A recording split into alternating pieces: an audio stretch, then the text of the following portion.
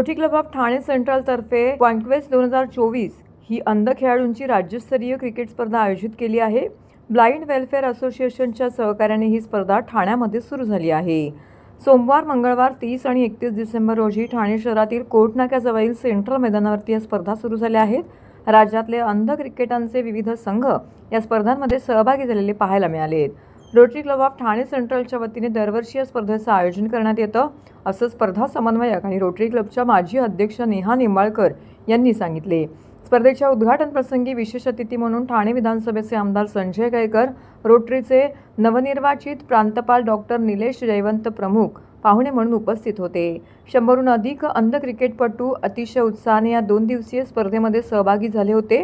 खेळाचा आनंद देखील त्यांनी घेतला. रोख रक्कम आणि चषक या स्वरूपांमध्ये प्रथम, द्वितीय आणि तृतीय विजेत्या संघाला सन्मानित केलं जाईल. तसेच man of the match, man of the series, उत्कृष्ट बॅट्समन, उत्कृष्ट बॉलर, उत्कृष्ट फिल्डर अशा प्रकारची बक्षीसही देण्यात येणार आहेत, असं क्लबच्या अध्यक्षा यांनी यावेळी सांगितले. आणि ब्लाइंड वेलफेअर असोसिएशनने अंधांची क्रिकेट स्पर्धा आयोजित केली आहे. गेली खूप वर्ष हे स्पर्धा आयोजित करतात आणि बॉलला स्टंपला घुंगरू लावलेलं असतं आणि त्या माध्यमातून ही सगळी अंध खेळाडू जे आहेत उत्कृष्ट परफॉर्मन्स करतात. मला रोटरी क्लबचं मी अभिनंदन करेन की यांना प्रोत्साहन देण्याची गरज आहे. यांच्याकडे कला आहे, कौशल्य आहे, परिश्रम घ्यायची तयारी आहे आणि हे महाराष्ट्रातले निर्णय टीम इथे आलेले आहे. आज त्याचं उद्घाटन झालेलं आहे आणि जवळजवळ 8 संघ त्याच्यामध्ये सहभागी होणार आहेत. त्यांना देखील मी शुभेच्छा देतो. ठाण्याच्या रोटरी क्लब्स आणि ब्लाइंड ऑर्गनायझेशन यांच्या संयुक्त समन्वयाने आज आपण ब्लाइंड्स लोकांसाठी क्रिकेटची टुर्नामेंट आयोजित केलेली आहे. तिथे मला ठाण्याच्या सगळ्या रोटरी क्लब्सचं कौतुक वाटतं, पण त्याच्यामध्ये विशेष कौतुक करावंसं वाटतं ते म्हणजे rotary club of Thane central.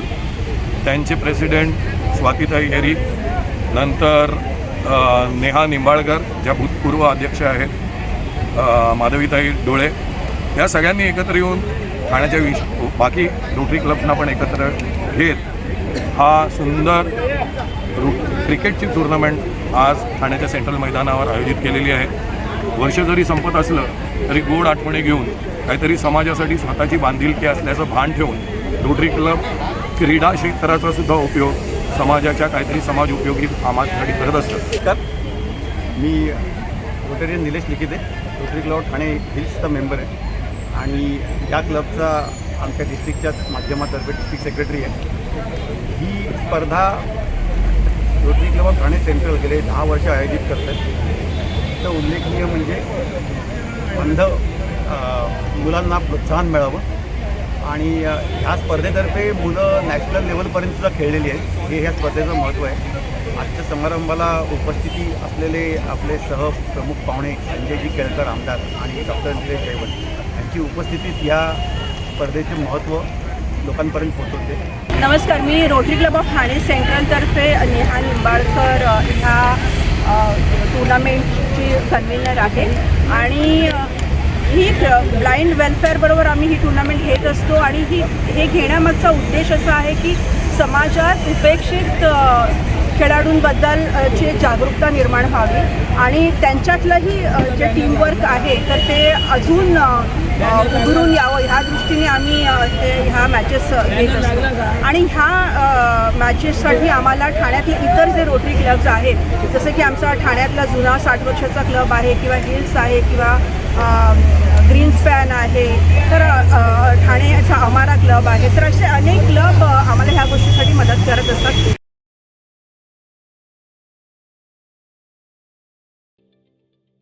Thane महानगरपालिकेचे मालमत्ता कर म्हणजेच प्रॉपर्टी टॅक्स भरण्याचे आवाहन.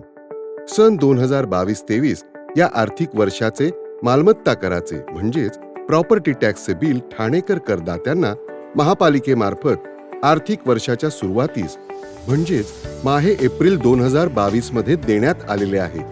तथापि अद्यापही काही करदात्यांनी मालमत्ता कर महापालिकेकडे जमा केलेला नाही. सध्या आर्थिक वर्षाचा अंतिम टप्पा सुरू झाला आहे. मालमत्ता कर वसुलीसाठी महापालिकेतर्फे कडक कारवाई हाती घेण्यात आली आहे. या अंतर्गत जंगम मालमत्ता, टीव्ही, फ्रीज, वाहन व इतर जप्त करणे तसेच स्थावर मालमत्ता वॉरंट बजावून जप्त करण्यात येत असून मालमत्तेचा जाहीर विक्रीद्वारे लिलाव करून कराची रक्कम वसूल करण्यात येत आहे. मालमत्तेस पाणी पुरवठा करण्यात येणारे नळ संयोजन खंडित करण्यात येत आहेत. त्याचप्रमाणे थकीत मालमत्ता करावर 2% व्याज आकारले जात असल्याने भरावयाची रक्कम वाढत आहे. आपला मालमत्ता कर propertytax.thanecity.gov.in या लिंकद्वारे तसंच गुगल पे, फोन पे, पेटीएम याद्वारे ऑनलाईन पद्धतीने करण्याची सुविधा उपलब्ध करून दिली आहे. शनिवार, रविवार व सार्वजनिक सुट्टीच्या दिवशी नागरिकांना मालमत्ता कर भरणे सोयीचे व्हावे याकरता महापालिकेचे मालमत्ता कर संलग्न कार्यालय या दिवशी कार्यान्वित ठेवण्यात आलेले आहे. तरी मालमत्ता कर वसुलीची अप्रिय कारवाई टाळण्याच्या दृष्टिकोनातून मालमत्ता कर भरून महापालिकेस सहकार्य करावे. धन्यवाद.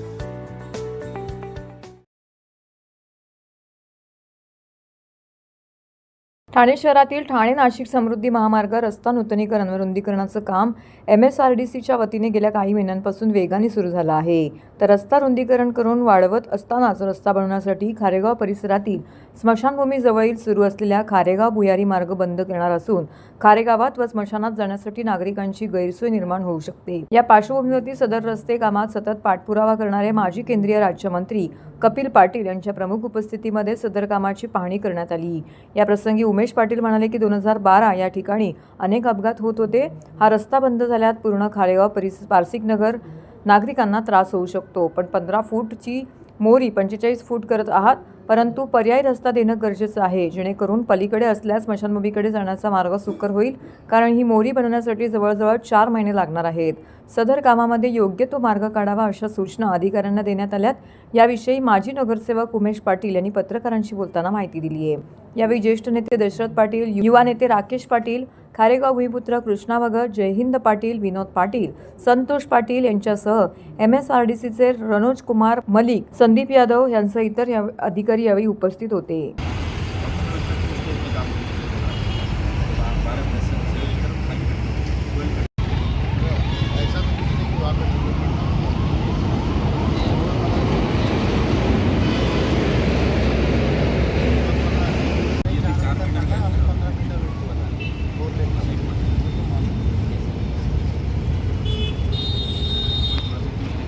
रस्ता ऑलरेडी होता तो 2012ला आम्ही श्रमदानांनी अनेक अपघात झाले. स्वतः कृष्णा भगत इथं स्थानिक भूमिपुत्र आहेत, वास्तविक स्मशानभूमी पाठीमागे आहे.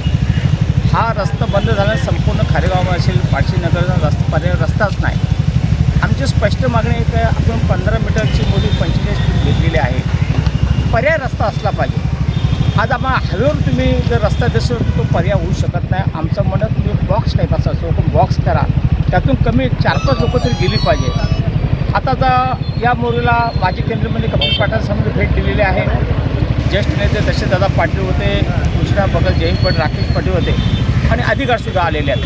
तर आम्ही सांगितलेलं आहे की आपण पर्याय रस्ता शोधलं पाहिजे का हा रस्ता बंद करणार आहे.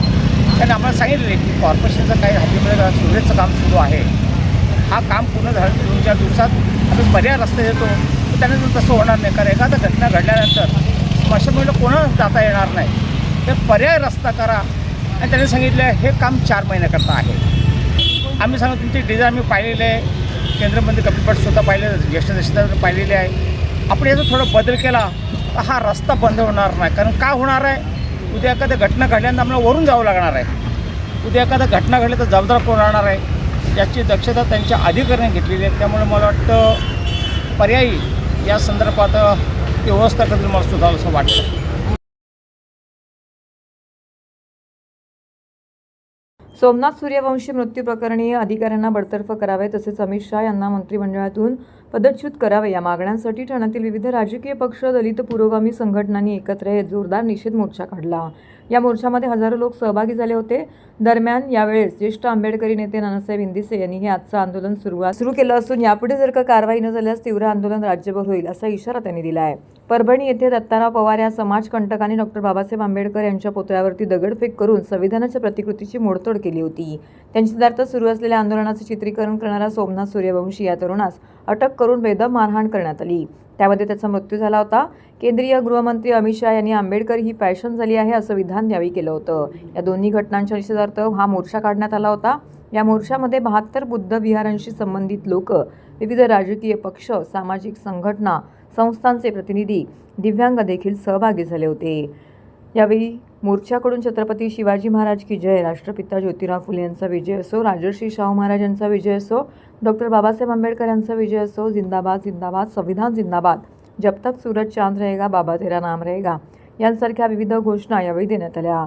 या मोर्चामध्ये ठाणे महानगरपालिकेचे स्थायी समिती सभापती भैयासाहेब इंदिसे, माजी परिवहन समिती सभापती जितेंद्र कुमार इंदिसे, राजाभाऊ चव्हाण, सुनील कांबे, सुखदेव उबाळे, भास्कर वाघमारे, आबासाहेब चासकर, पंढरीनाथ गायकवाड, विमलताई सातपुते, सुमनताई इंगळे, देवशाळा हराळे आदी सिंह, हजारो शिव फुले शाहू आंबेडकर अनुयायी सहभागी झाले होते.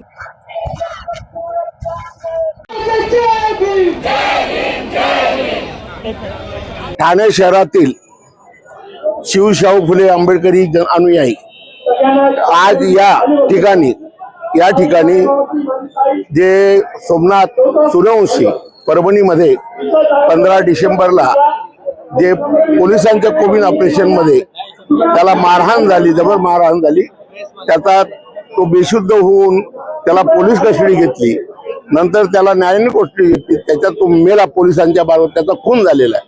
त्याच्या निषेधार्थ हा मोर्चा आहे. त्याचबरोबर 17 डिसेंबर रोजी भारत देशाचे गृहमंत्री यांनी राज्यसभेमध्ये 17 डिसेंबर रोजी अपमानास्पद घृणास्पद वक्तव्य केलं. त्याबद्दल त्याचा निषेधार्थ हा मोर्चाचं आयोजन आहे. आमच्या त्याच्यात मागण्या आहे, अमित शहा यांचं मंत्रिपद काढून घ्यावं, त्याचबरोबर त्यांनी या भारतवासियांची माफी मागावी, त्याचबरोबर सोमनाथ सूर्यवंशी याच्या कुटुंबियांना 1 कोटीची मदत द्यावी, त्याचबरोबर त्याच्या कुटुंबातील एका माणसाला महाराष्ट्र शासनाच्या नोकरी कायमस्वरूपी नोकरी द्यावी, यासाठी या मोर्चाचं आयोजन आहे. आम्ही देशाच्या गृहमंत्र्यांनी अमित शहानी बाबासाहेबांबद्दल जे अनुद्गार काढलेले आहेत, चुकीचे भूमिका मांडलेली आहे. बाबासाहेबांनी संविधानापेक्षा देव मोठा आहे, तर देवापेक्षाही मोठा हा संविधान आहे. ज्या संविधानामुळे अमित शहा गृहमंत्री झाले, मोदी पंतप्रधान झाले. आम्ही सर्व लोक संविधानामुळे, स्वतंत्र संविधानामुळे जगतोय. त्यामुळे संविधानाचा अपमान करणाऱ्या अमित शहाचा राजीनामा मागण्यासाठी आजचा मोर्चा आहे. महानगरपालिकेचे द्वितीय नगराध्यक्ष प्रथम महापौर आणि शिवसेनेचे माजी खासदार सतीश प्रधान यांचं रविवारी ठाण्यामध्ये वृद्धापकाळाने निधन झालं. ते 85 वर्षाचे होते. त्यांच्या पश्चात मुलगा, सून, मुलगी, जावई, नातवंडे असा परिवार आहे. ठाणे शहराच्या विकासामध्ये तसेच शिवसेनेच्या संघटनात्मक बांधणीमध्ये प्रधान यांनी मोठं योगदान दिलं होतं. त्यांच्या निधनामुळे सर्व क्षेत्रातून हळहळ व्यक्त करण्यात येत आहे. ठाण्याचे दुसरे नगराध्यक्ष म्हणून 1974-81 या कालावधीमध्ये सतीश प्रधान यांनी काम पाहिले. शहरात शिवसेना पक्षाचा पाया रोवण्यात त्यांचा मोठा वाटा होता. 1986-87 या काळामध्ये त्यांनी शहराचे पहिले महापौरपद भूषवले. यांसह शिवसेना राज्यसभा सदस्य, संसदीय गटनेते आणि केंद्रातील विविध समित्यांवरती त्यांनी काम केले आहे. राजकारणासोबतच सतीश प्रधान यांनी क्रीडा आणि शैक्षणिक क्षेत्रात केलेले कार्यही उल्लेखनीय आहे. या काळामध्ये कमी गुण मिळालेल्या विद्यार्थ्यांना महाविद्यालयात प्रवेश मिळत नव्हता, म्हणून ज्ञानसाधना महाविद्यालय त्यांनी सुरू केलं. शहराच्या सांस्कृतिक सामाजिक जडणघडणीमध्ये त्यांचं योगदान लाभलं आहे. दादोजी कोंडदेव स्टेडियम आणि राम गणेश गडकरी रंगायतन हे सुद्धा सतीश प्रधान यांच्या संकल्पनेतून साकारलेलं आहे. गेल्या काही महिन्यांपासून ते आजारी होते, त्यामुळे सक्रिय राजकारणापासून ते अलिप्त राहिले होते. दुपारी ठाण्याच्या खासगी रुग्णालयामध्ये त्यांची प्राणज्योत मालवली. सकाळी 9:30 वाजता सतीश प्रधान यांचं पार्थिव अंतिम दर्शनासाठी ज्ञानसाधना महाविद्यालयामध्ये ठेवण्यात आलं होतं. यावेळी सर्वपक्षीय नेते मंडळी सतीश प्रधान यांच्या पार्थिवांचं अंतिम दर्शन घेतलं. यावेळी शिवसेना पक्षप्रमुख माजी मुख्यमंत्री उद्धव ठाकरे यांनी सतीश प्रधानांच्या पार्थिवांचे अंत्यदर्शन घेतले. तसेच राज्याचे उपमुख्यमंत्री एकनाथ शिंदे, परिवहन मंत्री प्रताप सरनाईक, वनमंत्री गणेश नाईक, आमदार संजय केळकर, खासदार नरेश मस्के, माजी खासदार राजन विचारे, शिवसेना उद्धव बाळासाहेब ठाकरे गटाचे जिल्हाप्रमुख केदार दिघे, नरेश मणेराज, जिल्हाधिकारी अशोक शिंगारे यांच्यासह सर्व पक्षाचे पदाधिकारी, कार्यकर्ते, नागरिक, शिक्षक वर्गाने सतीश प्रधान यांच्या पार्थिवांचं अंतिम दर्शन घेतलं.